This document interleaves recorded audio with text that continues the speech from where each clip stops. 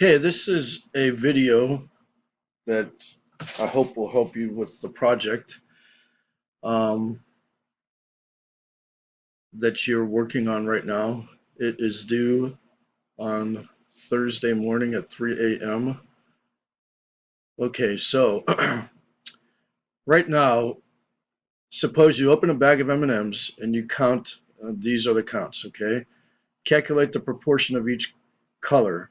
So what you would do is first you have to total up all of these numbers. So when you total up, you get 8, 9, 10, 13, you get 14, okay? All right. So what you would do once you do that is you take the amount of blue 4 and divide that by the total amount 13. And if you do that on your calculator, I'm going to do it on my calculator here. You get 4 divided by 13. You get 0.3076. And it says round to 3 decimal places. So that would give you 0.308. Okay.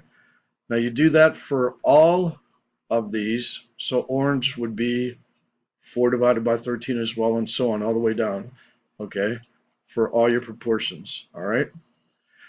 So now what it says is the entire class put all of their M&Ms together on the table, and these are the numbers. Okay. Well, for those proportions, you would do the same thing. You would total up all of these. All right. You get a number, and then you do 38 divided by total, 40 divided by that total, and so on, and those numbers go here, okay? What conclusions can you draw from the data gathered from one small bag compared to several small bags? All right, well, you're not going to get the same exact proportions in each color for one small bag as you would the entire class. Why do you think that is? I want to hear some insights from you on that one. Why do you think so? All right. I'll let you think about that after you see the results. Okay. And then you got this big 5-pound bulk of bags. It holds approximately 24 pieces. All right. So in other words, now we have the biggest sample of any bag possible. We started with one small bag, then we went to several small bags in the entire class. Now we went to this huge bag that has 2,400 pieces. According to the back proportions from the entire class, so that would be this one here, the second one you did, the entire class, what would you expect the amount of M&Ms to be? So just for instance, I don't know this, I'm gonna let you calculate it up there, but let's just say the blue was 0.248. I don't know what it is, but I'm just saying. Then you would take that 2.248 and multiply that times 2,400, and you would get, and again, round to the nearest M&M, which means round to the nearest whole number, and hopefully you guys are proficient in rounding. 0.248 times 2,400 is 595.2, and 595.2 rounded to the nearest whole number is 595, okay? So you would take that, so you would take these proportions from the entire class that you got up here and multiply each proportion by 2,400 to get how many you would get. In this case, if the proportion was 0.248, which I'm sure it's not, unless it's just the luckiest guess in the world, you get 0.595, okay, or 595 M&Ms rounded to the nearest whole M&M, and so on, okay? You might not get exactly 2,400 pieces when you total them up, but you shouldn't be more than one off. The reason why I say you might not get totally up to 2,400 is because of rounding errors, 0.248 rounded and so on. But if you're off by more than one piece either way, then I'm sure you did something wrong. So add this column up and see if it results in approximately 2,400. And again, it shouldn't be off more than one M&M either way, higher or lower, because of rounding errors. But it might be exactly 2,400, just not sure. You'll see. But in other words, if you come up with something way different than 2,400 when you add these up, you did something wrong. Okay? If a bag of M&Ms is dumped on the table and you count 97 blue pieces, approximately how many M&Ms do you expect to be in the entire bag based on the proportions? Okay? Well, that means that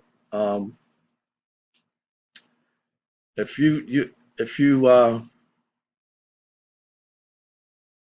count 97 blue pieces, okay, approximately how many M&Ms do you expect to be in the entire bag based on the proportions of the entire class? Okay, so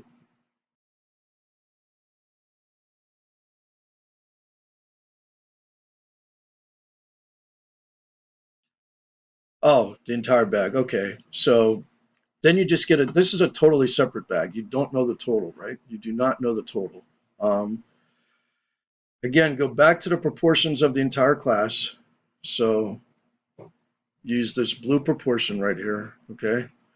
So take that blue proportion, all right? And you would go,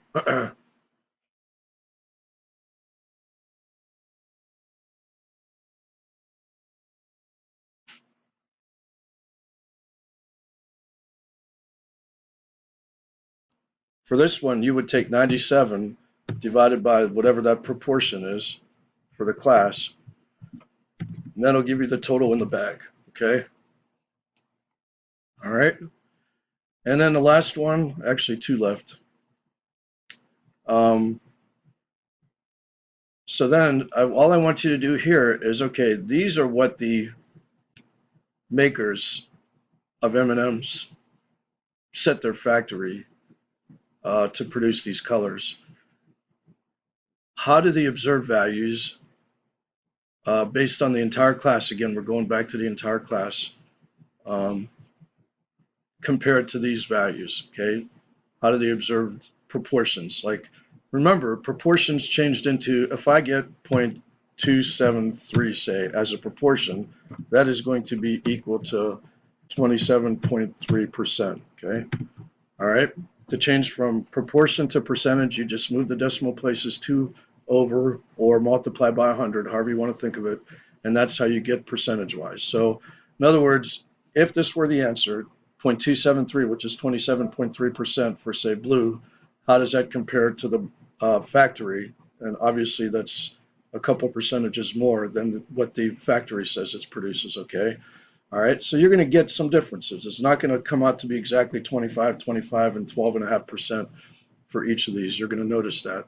And then, so after you notice that, why do you think that the bags would differ from the expected distribution? Okay, in other words, when you get your, based on the entire class, when you get your numbers and compare them to these three numbers, um, why do you think they're different? Okay, so I want you to think about that and put some thought into it and let me know what you think. Think about let's do it this way. Think about the process of manufacturing these things and so on. All right. Um, and you hopefully be able to draw some conclusions based on that after you see all the numbers that you calculated above. I hope this helps.